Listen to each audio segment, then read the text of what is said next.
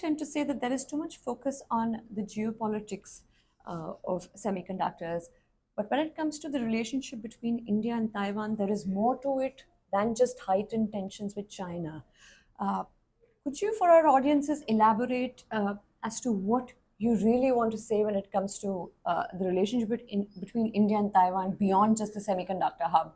Yeah, I think it's broad scope that Taiwan and India can work at this juncture, not only in terms of build up their industry, strengthening their market, but also in terms of jointly cultivating talents needed for the future, including R&D joint efforts and also social to social, people to people exchange. In that regard, I think we need to do more with India.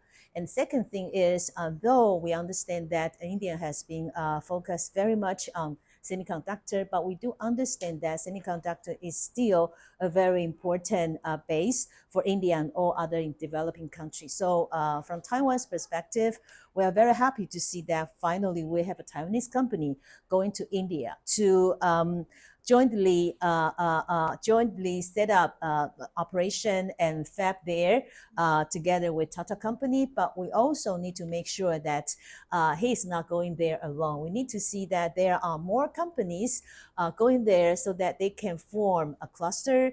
And beyond forming a cluster, they also need to cultivate talents. For example, Indian has a huge talent pool, which is very much needed in Taiwan.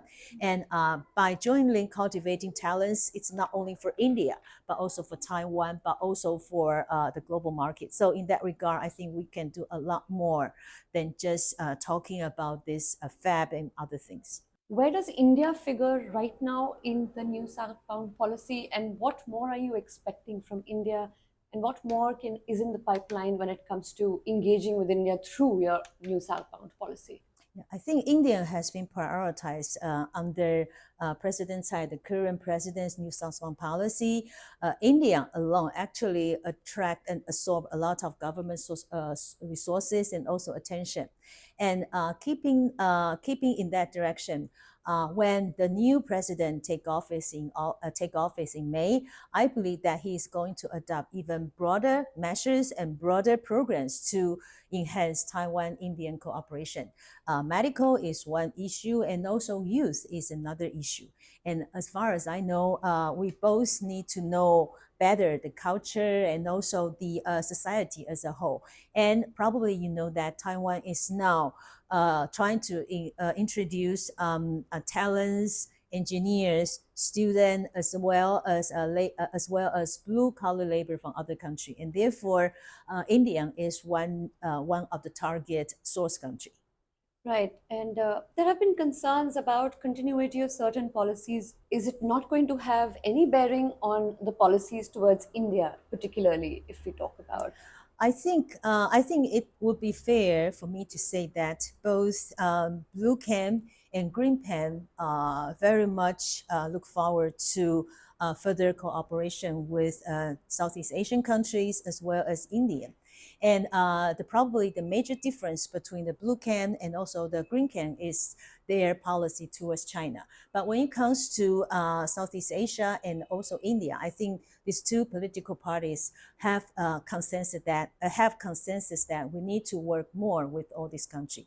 And among these countries, and we see Blue Camp leader as well as Green Camp leader prioritize the importance of India. In terms of Taiwan-Indian relation, I think all political parties are interested in seeing more collaboration between India and Taiwan, not only because India is the largest democracy in the world with the largest population and also with huge economic potential, but also because we are so complementary to each other that we need to work better. For example, you heard the term IT, right? I for India and T for Taiwan.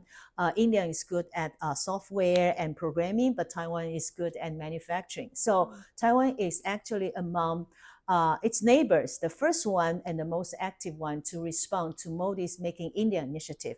I think that should be appreciated, and so that we can think more work in more fields to enhance bilateral relations. With President Joe Biden's Indo Pacific strategy and the European Union's Indo Pacific strategy, there has been a lot of focus, particularly on initiatives that could enhance regional cooperation, Yes. ensure regional peace. Do you feel that strategies like the Indo Pacific initiated by the United States and the European Union, along with the new Southbound Policy, have somehow been able to bring the two closer and also have more collaborations and cooperations? Do you think that has had an effect to a level where their relationships and ties have improved over the years? Yeah, I believe so because even bilateral exchange have been so much improved in the past year.